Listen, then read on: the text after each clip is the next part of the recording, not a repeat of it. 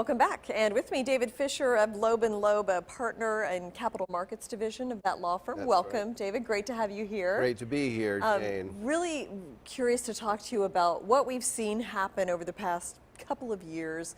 ICOs, initial coin offerings, came on really strong in about mid-2017, and then they just fizzled. Yep. And now they're being replaced by STOs.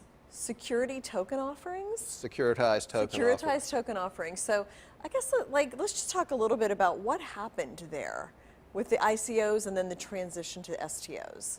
The tokens that were being sold were securities. Yeah. And several $1 billion was raised in this fashion over that period, as I said.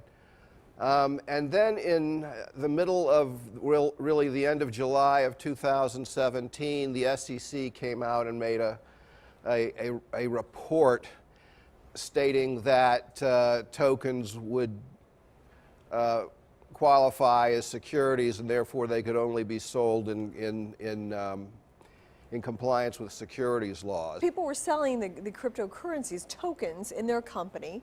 So they weren't really Bitcoin, but yet they were kind of moved in tandem. Well, yes. I mean, when I mentioned the increase in the soaring increase in Bitcoin during the fall and beginning of the winter of 2017, 2018, the rest of the crypto market moved in the same direction. Yeah. And these ICOs were ways of startup companies, an alternative way of raising capital. It was kind of like an IPO, but an initial coin offering. But it was kind of fuzzy at the time. Nobody could kind of figure out, the law was not behind them, and there was some fraud as well. Well, there was a fair amount of fraud, although I believe there were articles that said that most of the promoters that raised money through ICOs legitimately were attempting to create the platforms they claimed that they were.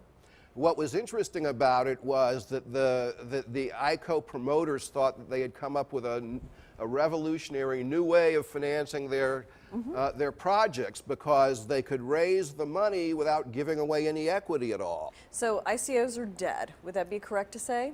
Look, I don't know that they're dead, but they certainly, by which I mean there might be something going on out there, but if so, it also might not be legitimate. Can you ever envision a time when an STO would replace shares in a company as we know it today?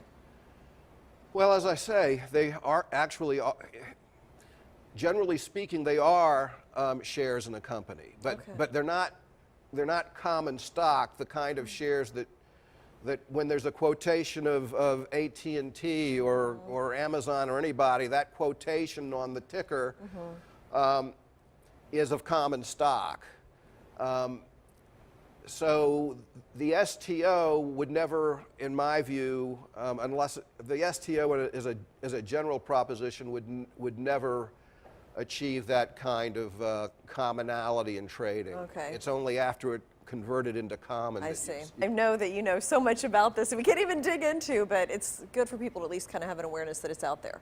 Well, I really appreciate and enjoyed, by the way, coming here. Thank you very much, David, for coming.